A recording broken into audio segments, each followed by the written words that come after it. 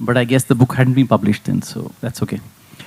Now, your first date with Sunderbans, or Sundarban as we'll call it now, happened when you were hardly 8 years old.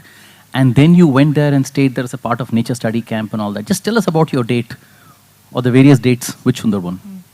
Thank you for coming and listening to me, and thank you for taking this on. I'm not a geographer, I'm an anthropologist. Actually, my father built, along with his friend, the architect Shobhanlal Banerjee, the first cyclone shelter in the Sundarban. So my parents were often there, working in the Sundarban. So we had gone when I was 8 to one of their colleagues' place in the island of Bashanti. And what I found very interesting was that you had a little shrine for Ma Bon Bibi, you had dargahs, there were Jishu Kirtons going on, something I had never heard before. So it was quite an interesting place for a young person. And then I returned when I was in class 8 in 1988. We went on a nature study camp, and I had the very good fortune of meeting R.L. Brahmachari, who was one of the foremost scientists of his time. He worked on tiger pheromone, and he was there along with 2-3 other scientists. And so basically, the scientists then were wondering why Sundarban tigers, even when young, attack humans. And so there were a lot of theories about why they might be attacking humans. Some said it was because of the tidal country. So twice a day, the entire area gets flooded, so tigers can't mark, their perimeters with their urine. Some said that it might be because the water is brackish and they need human blood for a certain dietary balance. Some said that it was, they had taken a liking and this was why they were swimming into villages and attacking people. Sometimes they swam into little boats and just took somebody and swam back with that person. So there were all these stories, and the government had come up with a few plans to sort of stop this. So they had dug freshwater ponds in the forest. They had also left gur, I remember, so that the tiger's nature can be sweetened. And they had distributed masks free of cost to the islanders. And the scientists who were there at that nature study camp had told us that the masks were not working because people were superstitious. So I remember getting up very early one morning while we were at that camp, and we told the guards, my friend and I said, we are not superstitious, we'll wear the masks. Can you give us a couple of masks? We want to go inside the forest. And they said, no, the masks are for the islanders, not for you. And we said, no, we will wear them. We are not superstitious. And, and they had refused. And so at the back of my mind, I had always wanted to return to know why people were refusing to wear those masks. So in a way, it was, what had happened then that sort of pushed me to go back there and do my PhD there. Excellent. I think Sundarban overall is about, 40,000 square kilometers in area. And we had always believed, or rather I had always believed that all of it is forest and nothing else. But that's not true. I think a small portion of it is the jungle area, and you've done a very good classification of the topography in very simple terms. Can you please tell us something about it? Okay, so basically everything south of the Dampier-Hodges line was considered as the Sundarban. Previously it was North 24 Parganas and South 24 Parganas, and you had to come all the way to Alipur. Now I think it's part of the Barwipur constituency. But basically, so 40,000, but part of it was habited. And the British had brought people there hoping that land could be cultivated. But you couldn't settle on any island before building these huge big barns or mud walls. It became an English word. It's called band in English. So you had to build these walls so that when the tide was high, the water wouldn't seep through the islands. And so these are like, basin-like islands very often. The up and the down areas that you've So the up and described. the down, basically the active And the stable and the delta. stable delta. The active delta is the delta The south. towards the south, which okay. still moves. So if you look at NASA pictures 20 years ago, and if you look at pictures now, you're going to see that some islands have slightly shifted. And the stable delta is as close as areas like Shonarpur and Yes. Medinipur and those yes, areas, those right? areas. I would say up until Bashanti, anything north of Bashanti is stable, and anything south of that is active, which means that it sort of moves. So it's very, very difficult for the government to build any bridge or to build embankments, because the soil moves, And so rivers change courses, and suddenly you will see that your land, your house gets eaten up by the river. And in some other places, you have new silt added, and so the island grows. But you can't predict where the island will grow and where, your land will be taken away. I think they also tried to reclaim some of the land, which got reclaimed by the rivers again. Yes. And that gave the government an excuse for not to do anything about that place at all, because anyway it's going to get washed away the next monsoon or Exactly. whatever. That's what officials used to tell me when I started doing fieldwork there in 1999.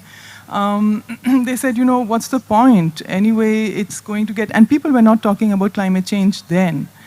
But the language remains the same. Today it's about, anyway, these islands are going to be underwater in less than 50 years. So what is the point? But there has been a lot of good work done, I would say, in the last few years. That there are, schools that have been built, hospitals that have been built. There are 2 new bridges. One in Bashanti, between Bashanti and Shonakhali, another one in Canning. So those were points where we used to have to walk through the river, especially when it was low tide. When it was high tide, you could take a boat, but during low tide, it was quite difficult because you had to walk, you had to cross the river by foot, and sort of you had silt and mud up until, kada, Yeah, Kala. up to your knee. So these people who are in the active delta area, they're always on the move. There's a perennial nomadic nature about them, right? They're perennial nomadic. How do they manage it? They have children at home. They have, where do I go to work? In this land or oikhane khete kothay? Doesn't that make them completely at the mercy of the elements? I would say, and I think a lot of... Even the livelihood, it's very unstable, right? Yes, people would live on boats before the British came. People were on boats. So then they got settled. But it's a population that is very, very mobile. So, 30 years ago, people would come to Kolkata to work as construction laborers. Today they go to Bangalore, they go to Chennai, they go all over the place. Some go to Italy and further. So you have a lot of migration. You have people moving. And this is why very often when you have anybody who makes money in the Sunderban, I've noticed, and lives on an active island, leaves as soon as they have money. And they buy a plot of land in Shonarpur or in Goria. You do not stay there. And I keep telling them, pollution, you'll be living in a slum, and they say it is still better than living here. And sometimes I'm surprised, but you can also understand that they would want their kids to have a better education, perhaps, to sort of avail of health services, which are very poor in certain parts of the island. You have mobile towers, but not everywhere. So you have to sort of go with your phone in the middle of the field to manage and get some, So it is a difficult place, and people, whenever they have money, they try and leave it. So you might come across people who say that they have NGOs there and they work there with people there. And I always ask them, where do your kids go to school? Then they say, actually, they go to school in Shonarpur or in Goria. I live in Shonarpur, but I do something for the people in the Sunderbans. So you have very, very few people who actually live there, and still do things there. You usually get out of it before doing something. Okay, now let's come to the favorite topic, tigers. Why do we always associate the tiger with Sundarban? Why not say Dandakaranya? And there have been two project tigers around that. Can you share a little bit of a background? Why is it? Sorry, Why Sundarban? I mean, why do we associate tiger with the Sundarban the most? Is it because it's spoken about so much? Or think, is it truly that the population there is higher than in any other forest? I think that it's because the population there is higher than anywhere else. They have around 100 tigers. Because previously they would do pug mark, and actually they used to count double. So now they've told me that they through, I think, drones and stuff, they actually record the tigers. So there are 98 tigers or something like that. So, but it's because the British couldn't go and kill them off. You can't go and hunt. Usually, the British did that on the back of elephants, right? Yeah, absolutely. And you can't Why take an British? elephant. Even our own Rajas did that, right? Yeah, and you can't take an elephant and hunt tigers in that swampy place. So this is why they were left alone, and they couldn't be hunted down. And this is the, I would say, the main reason why you still have tigers there. There were two project tigers. I don't exactly remember the dates, but did it actually help in conserving the tigers? I mean, would there have been far fewer tigers if those two project tigers had not been there? Did it help? I'm sure it helped. I can't say whether it helped or not, but it certainly gave jobs to a lot of people from that area. It also sensitized people about the protection of tigers. You might have read in my book that people have a very different perception of tigers, and they kind of feel that they don't need to protect that animal because that animal protects them as much as So it's more a relationship of cohabitation, where they feel that they are part of this environment and everybody has to stay alive. And I feel that in a way the Project Tiger, yes, brought an element of, a certain realization that these creatures need to be protected. But it also brought in a lot of feelings of being discriminated against, and that was especially around the event of Morichapi. So when the Left Front came to power, before it came to power, in 77, they had promised that, and there are Jyoti Basu's speeches saying that they would bring the East Bengali refugees who were living in Dandakaranya back into West Bengal, and they would probably be housed on the island of Morichapi, which was then not a forested island. It had a lot of jhau gach and coconut trees. So it was a cultivated island. And he had said that people would be relocated there, but that didn't happen, and the island was encircled. But by then, people had built schools, tube wells, and they had really hoped that they would settle there. It is said that 35,000 actually came back to that place. And when you go to Dandakaranya, there's a book on more than 200 people having been killed during the Morichapi massacre. Yeah, exactly. So it is. The numbers were never really established, but it was big. Yeah. So they have their numbers, and basically what also happened at that point is that for them suddenly the tiger became a first-class animal, and they were only second-class citizens. So this is why. And actually, I didn't know anything about Morichapi when I went there.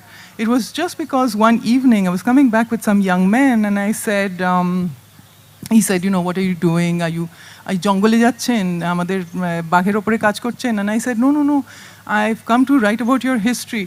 And he said, আমাদেরকে নিয়ে আমরা তো বাঘের খাদ্য, আপনাদের জন্য আমরা তো বাঘের খাদ্য. So that got me thinking, why would he be saying that? What did it mean? And then Morichapi came, very importantly in the conversation, and that sort of got me interested.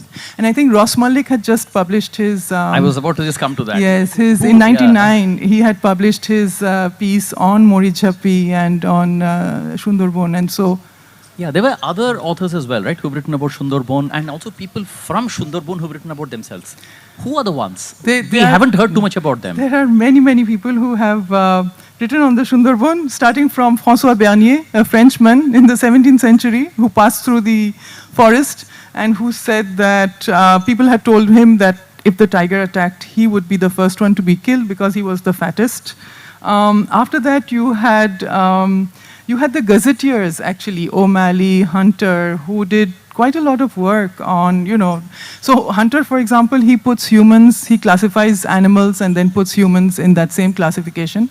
But O'Malley spent a lot of time in the villages of southern Bengal and, linked to the first censuses, and is very surprised how in one village, 1 year they say they are all Muslims, and then 10 years later they're all Hindus. And he was like, we can't really understand why these people don't know what they are. So he talks about it, how it had puzzled the British gazetteers, how in Lower Bengal people sometimes changed professions and therefore religion. And that was something that, so those were, but the people really that inspired me, Bikash Roy Chaudhuri, who wrote The Moon and Net, he had lived in Jambudip in the 1980s. And by the time I met him, he was completely blind. And I went to see him, and he said, "Paliye jeo na, kachchopper moton mati kamre rekho," So that stayed with me, and I often used to go and meet him, and I met many young scholars like Niranjan Jalodash, who Niranjan, by the way, is from the Sunderbans and has done an amazing work on the area, and finished his PhD recently. So yes, you have, so in those days, there was Bikash Roy Chaudhuri, Rothindranath De, Saig Montgomery, Tushar Niyogi, and the only people who really wrote about the Sundarban, apart from the biologists, were people working on the mental health of the Sundarban. Dr. Aurobindo Chaudhuri and Dr. Michael Weiss.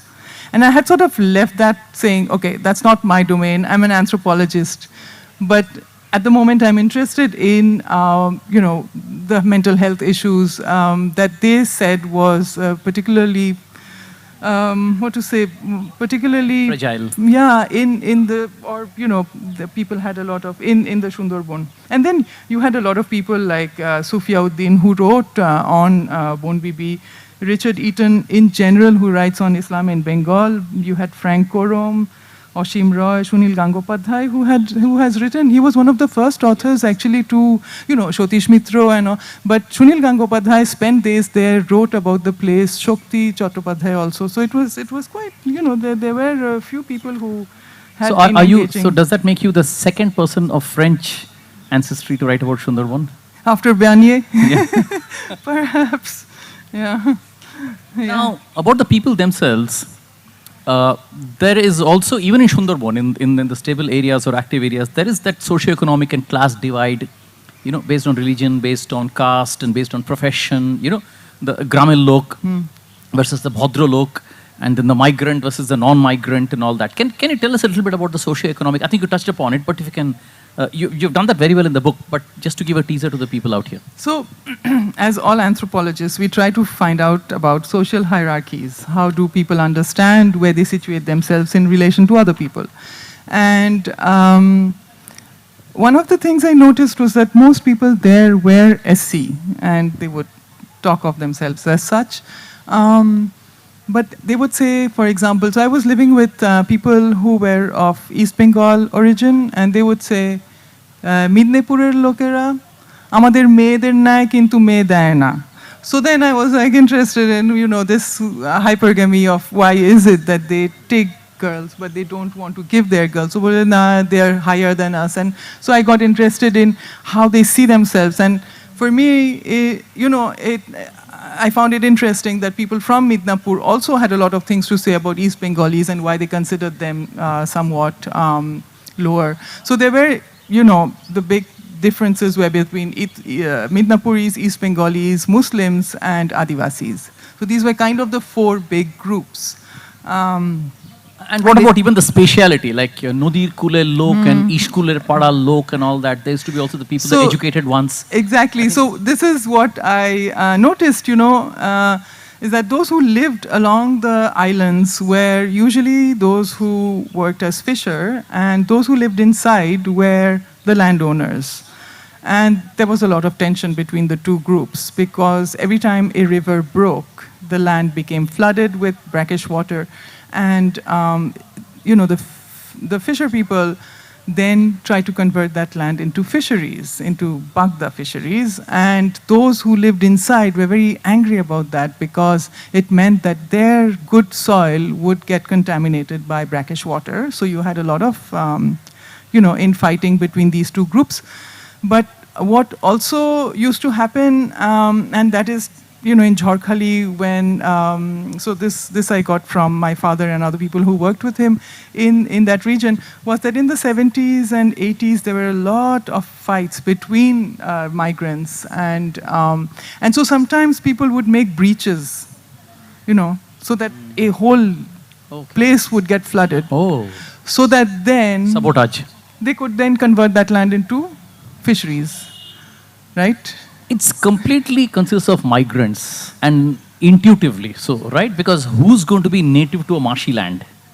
It had to be all migrants from somewhere or the other, either East Pakistan or even I think the Adivasis who came, the Munda from there, they came from Hajaribagh and your Shauntal Pargana. It was completely, they had brought in from there. I think you have touched upon it in the book as well. Yes, right? yes. I think And the person who was completely crazy and who took the 3 southernmost islands and basically bought those 3 islands was this man called Daniel Hamilton, whom Alapon Bandyopadhyay has written about.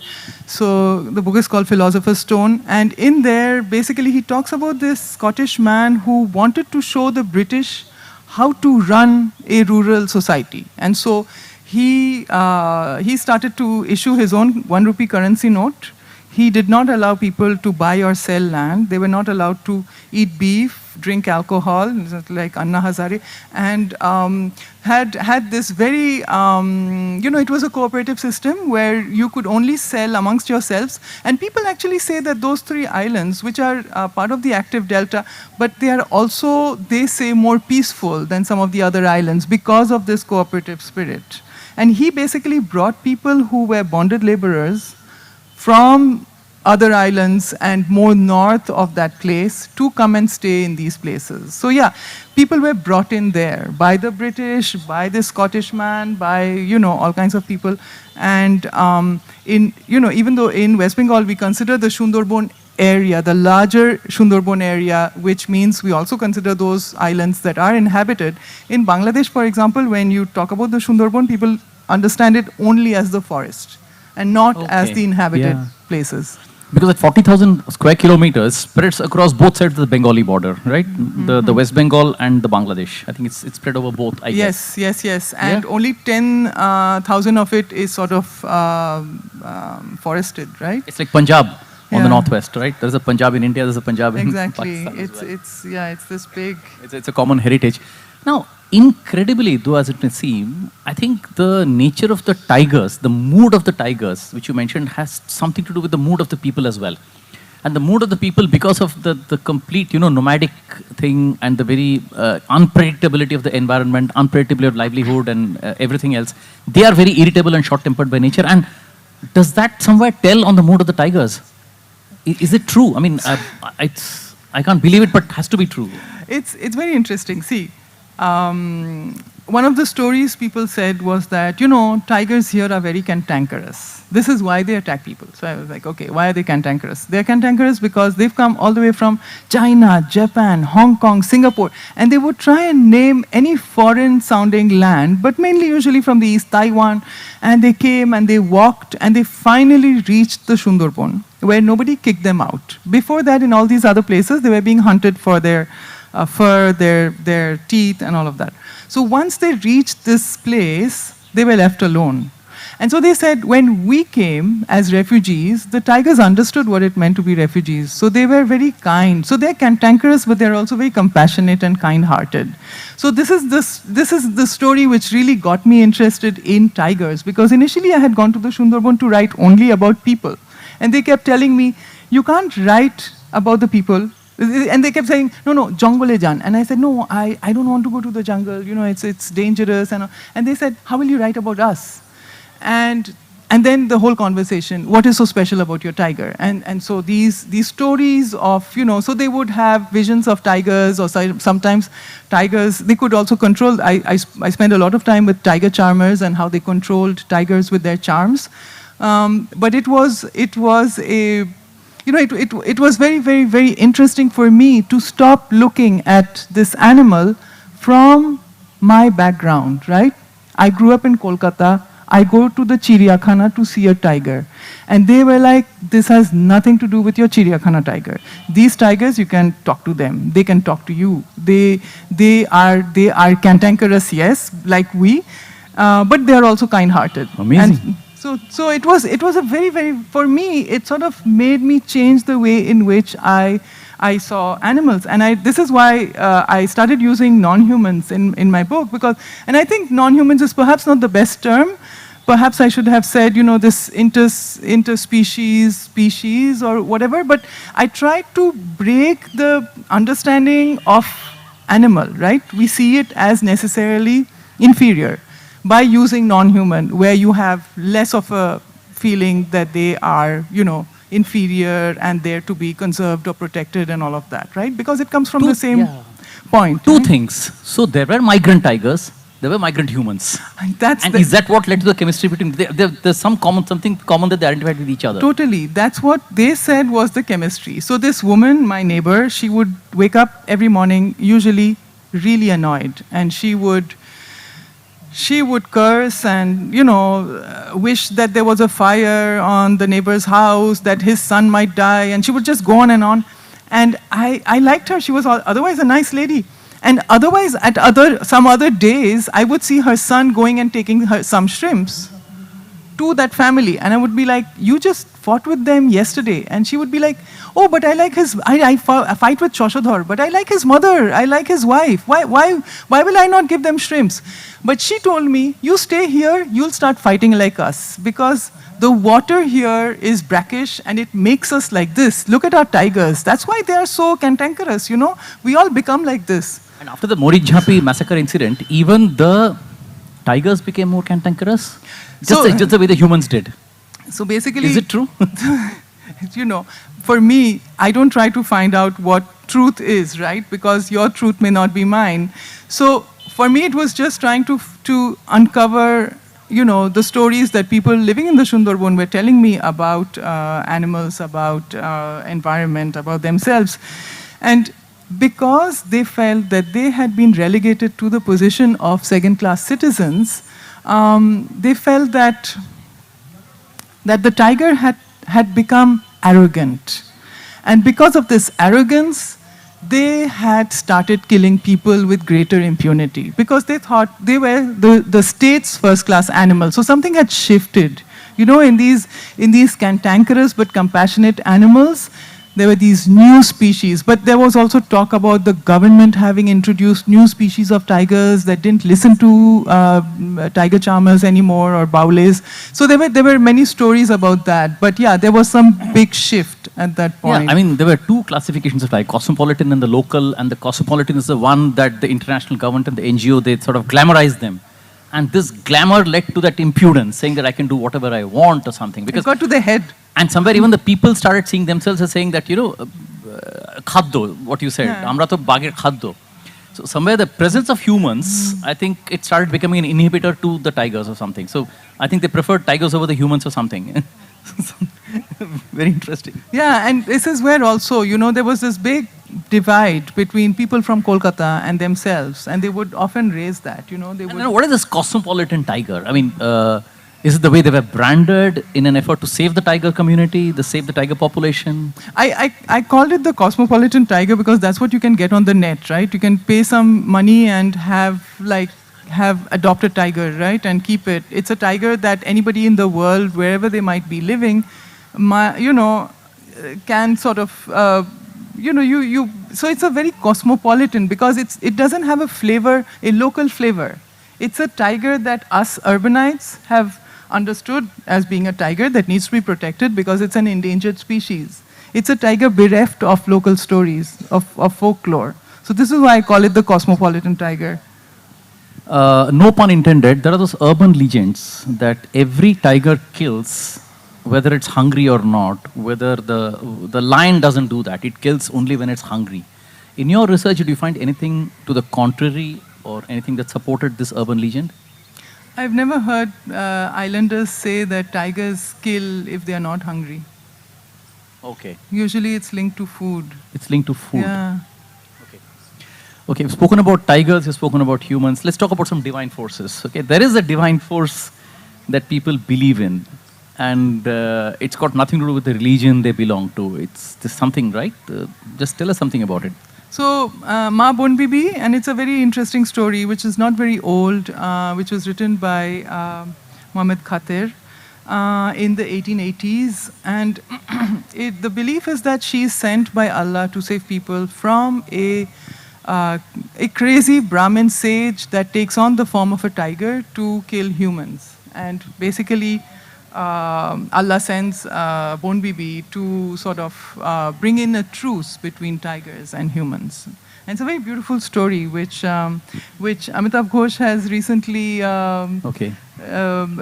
rewritten. He's written the whole pala as a in English in poetic form. It's called Jungle Nama. So you have the story there, but it's only one part of the story.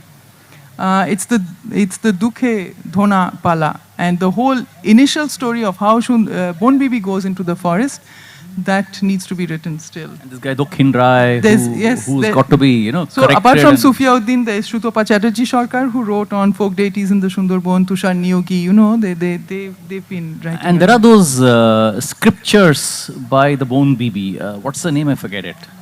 Bon Bibi Johranama. Johranama. Yeah.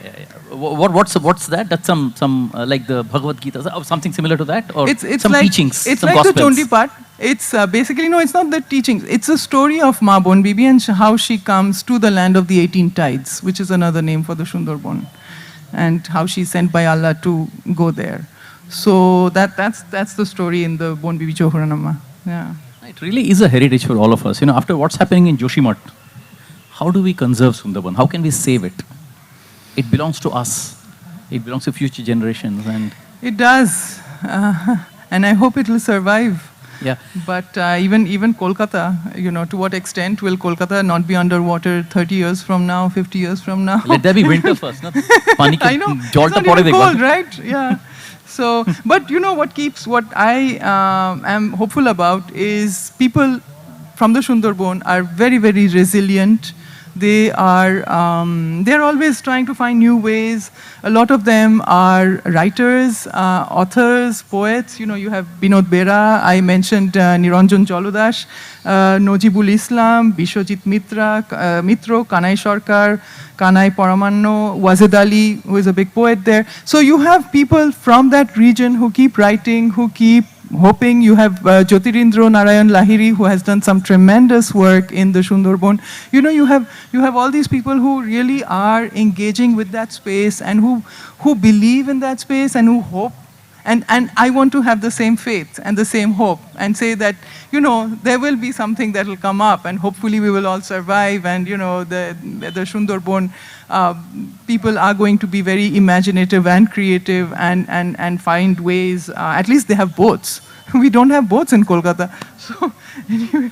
I know the audience could be having a few questions. So, yes, this gentleman. Yes, sir. Now, there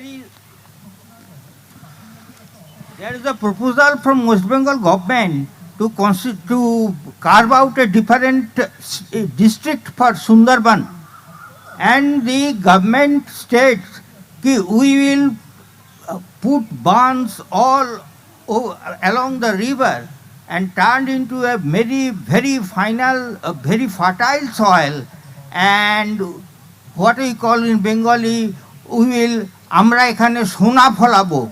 Along with this, apart from this, there is a great tourist potential from Sundarban.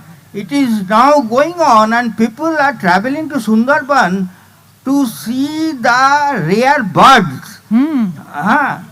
So this is the thing. And another thing, what is the young brilliant lecturer thinks about the mental treatment of the inhabitants. Another thing, in the old days, zamindars used to construct barns in Sundarban, and they were the farmers were cultivating, and at that time barns were not washed out. will the brilliant lecturer enlighten us about this? I don't know about Thank you, the sir. brilliant part, but thank you for your questions. Very, very good ones. I think that the Jomidars built the baths in what is today the stable delta, not in the active delta region. Okay, Hamilton was crazy enough to build in Rangabelia, Shajelia, Goshaba. These islands are always moving. Jyotirampur is practically destroyed, I would say. You know, every year that place goes. I have friends who are from there and they've lost all their land and homes. So I think that the Jomidar Baths were built more north. We have had some very good arguments and discussions with scholars from the Bangladesh region. And they keep saying that basically the British did a lot of harm to that region by building bunds. Because rivers, you know, the courses got changed and the soil became less fertile. But what I keep telling them is that, yes, this is true when you talk about the northern islands, where the water is a lot fresher. But if you're going to live in the southern islands, the ones just above the forest, those are full of salt water. Especially in the West Bengal part, you go to Shagor or you go to Shajelia, it's completely salty. Whereas in Bangladesh, if you look at the geography of the place, you're going to see that their islands start 50 kilometers north of Shajelia, you know? Shajelia is like, you know, the one of the most. So it is necessarily going to be a lot less salty. And so perhaps not having baths there will make the soil a lot more fertile. However, here you wouldn't be able to live if you didn't have these embankments. That was one question. One was on mental health. On mental health, you know, I think that there are many indigenous ways in which people heal themselves. They go to see the Ocha, they go to certain shrines, they go jharphuk kore. So I can't say that, you know, schizophrenia will be cured by that. But I think that a lot of people get relief from the jharphuk, from going to the temple or a dargah or all of that. So I think there are many indigenous ways in which people are very solidary and very, you know, very compassionate towards each other and tolerate each other's eccentricities. But I think that there are also good doctors working there and who try and, you know, when you need chemical intervention for, you know, very bad depression or other kinds of mental illnesses, you also have doctors doing that job. But I don't know enough about it to tell you more.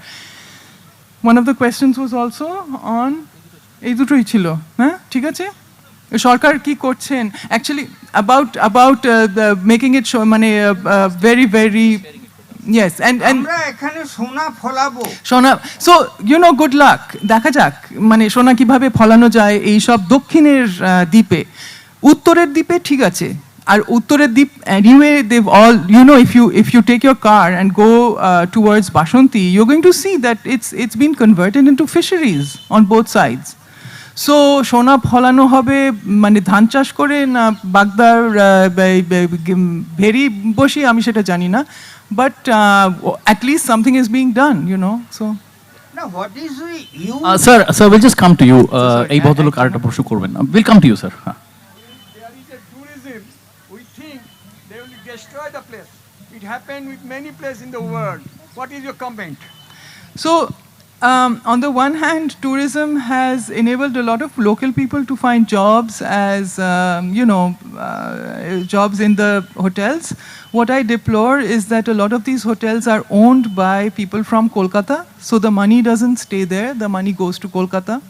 So all the money that the tourists bring, very, very little is actually redistributed in that region. And the other thing that I feel really terribly sad and distressed about is the use of styrofoam and plastic on a lot of these boating cruises and hotels and all of that. You know, there really should be a greater awareness that that should not be allowed there. Because here, if you go to Vivekananda, botanical garden, you're not allowed to take your plastic bottle or a plastic bag. So why don't they do that? You go to the Sunderbans, nobody is allowed to throw a styrofoam plate, because you go to the forest these days, you see, it's littered with styrofoam plates and plastic glasses and all of that. And the other thing that is happening, and I was talking to a good friend of mine, Amitabh Chaudhuri, who works as a doctor there. He's been working there for the last 30 years. He was telling me that suddenly he's seeing a lot of people dying of obesity, cholesterol, heart attack, diabetes, because you find chip packets everywhere. And, all kinds of money. And people have not been educated to know. Yes, and not to give it to small children,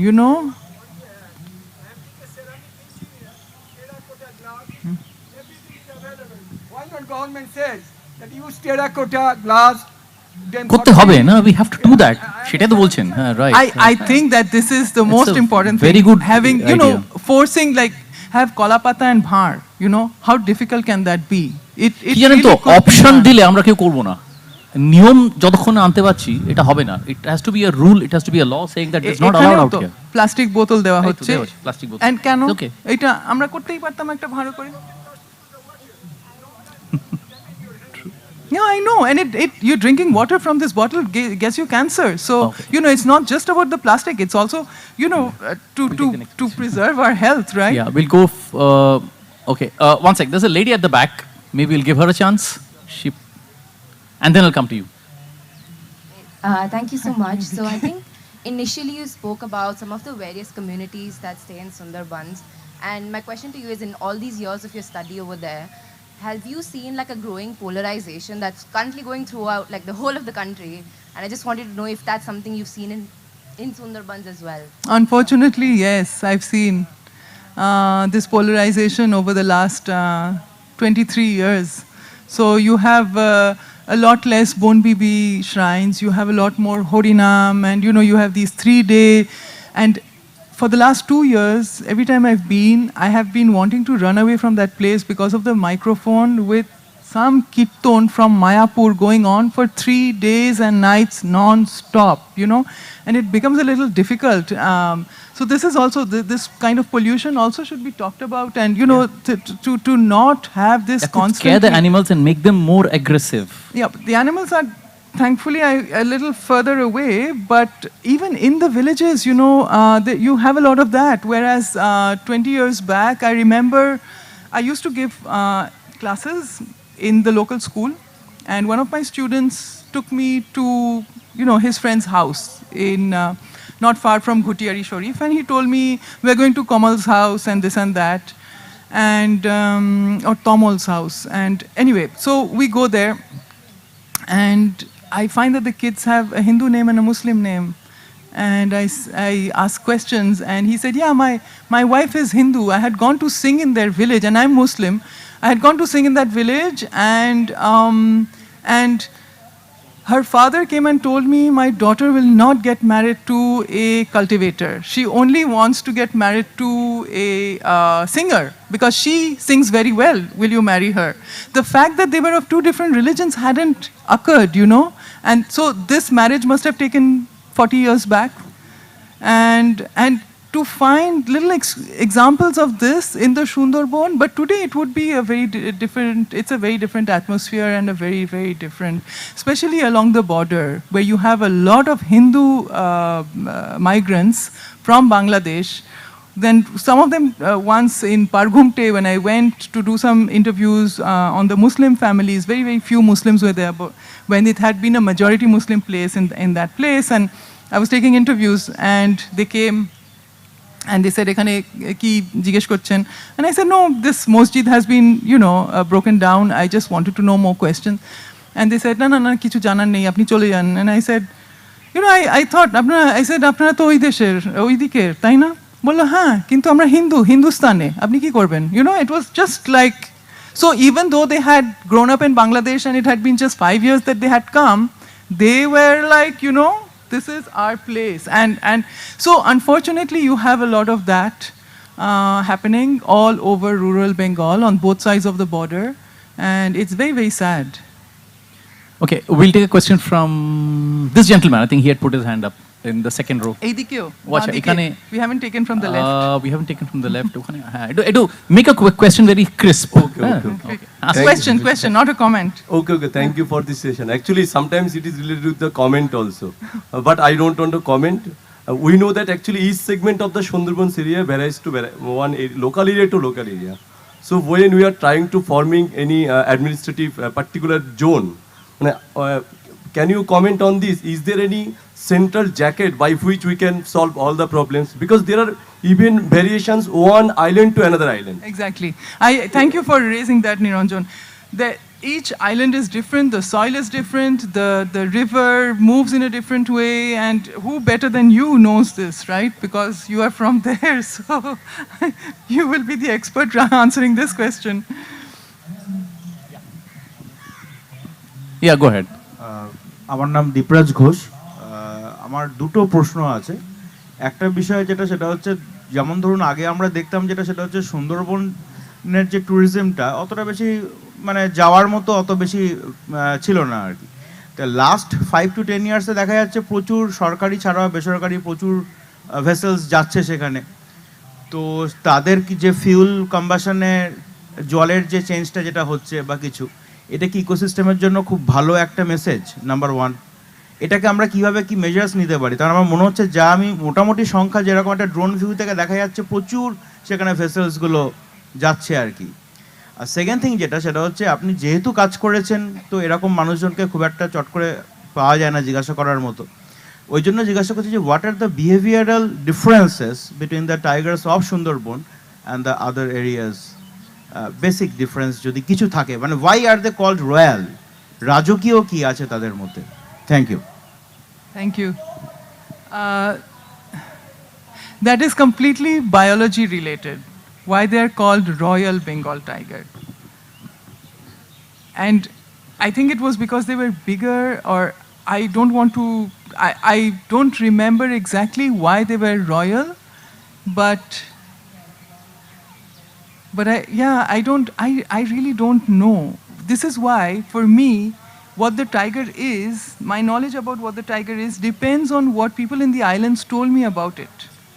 And it's the stories I've been saying. Beyond that, I'm not so interested, in the symbol of the tiger that has been going on. Like, I wouldn't be able to tell you. Yeah. Hi, good afternoon. My name is Abhishek Roy. First of all, I just wanted to thank you people. I am just enriched here. I am taking the world from here. Just a suggestion I have. I actually follow some YouTube, something like. So in foreign land, in South Africa, what happens is, if you have to see the tiger, the human has to cage himself.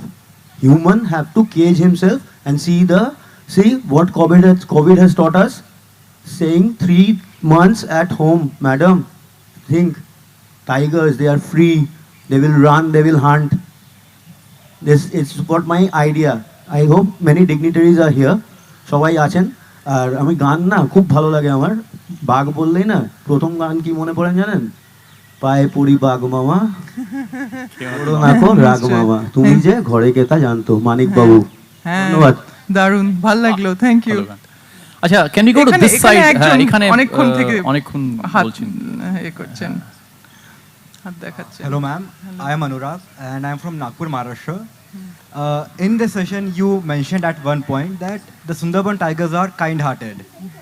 So was there any time when your team or you or any of your colleague experienced this thing while you were doing your research in that area, which could explain this, that the Sundarban tigers are kind-hearted? I'm still alive, right? So, but I could hear them sometimes, and it's quite frightening. Yeah. There was once I went to the forest with the woman in whose house I lived. She had gone to collect firewood, and she had told me to stay on the boat and not go into the forest, not take the risk. And she and other people had gone and, cut some branches.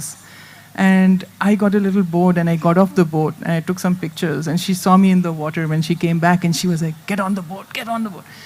And by then, they had been telling me that and this is what you also raised, you wanted to finish with this, Pabitro Pabitro Mon, Khali Hat. Could you please speak in Hindi Sorry. or English? They had been telling me that as long as you have a pure heart and empty hands, nothing will happen to you. And this is why they were saying, you know, amra jara those of us who catch crabs and fish, never fear the tiger because we don't get killed. Okay, one of the reasons is because they don't actually get off the boat. Whereas honey collectors, wood choppers, they actually get off the boat, right, to walk inside the forest. So they are the ones attacked. But they also saw it as we only take very little. How expensive are crabs and fish compared to wood and honey, okay? So I told her, I got in the boat and we were coming back and I said, listen, I'm pure-hearted, empty-handed. You know, like, what have I taken? Why would... And she said, no, the tiger would have killed you. And I said, why? She said, stop being greedy. You have enough photos. You've written enough things on the forest. You know, you need to know when to stop.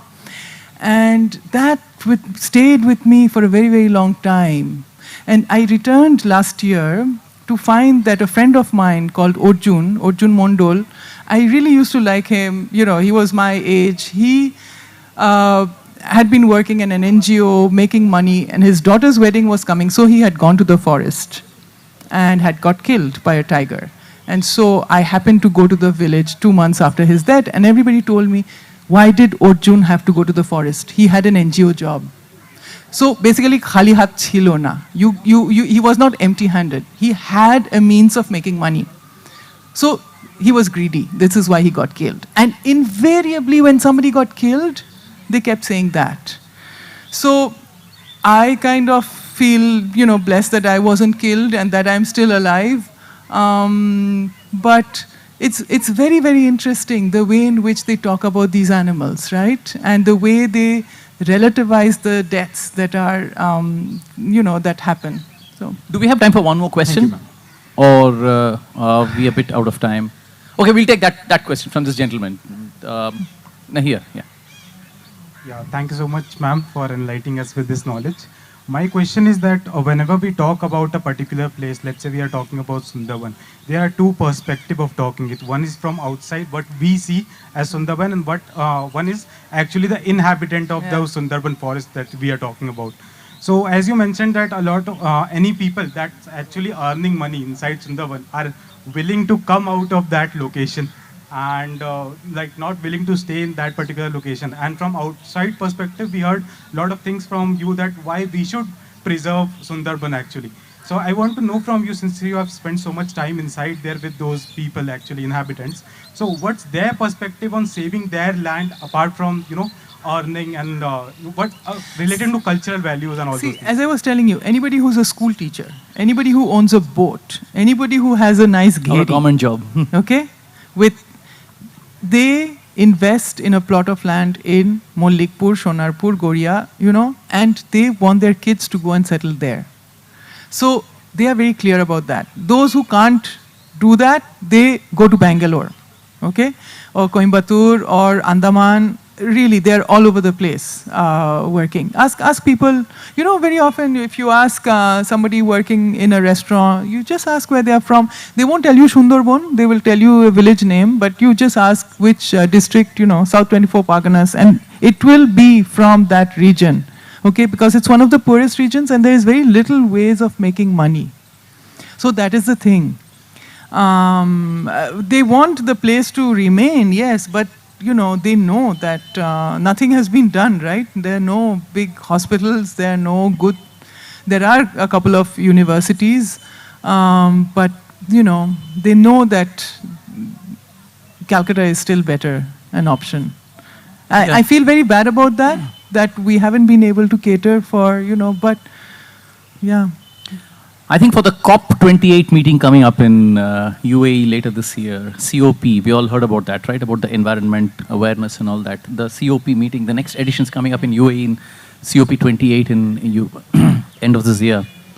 I think Bon Bibi's advice could be a good motto, could be a good sort of a mission statement for COP28, which is basically Pavitramon Khali Hath and take only what you need to survive. Lobe Pap. Thank you everyone for being here. Really appreciate your time. Thank you so much. And please pick up this book. I've really learned a lot from it. Forest of Tigers. Check it out.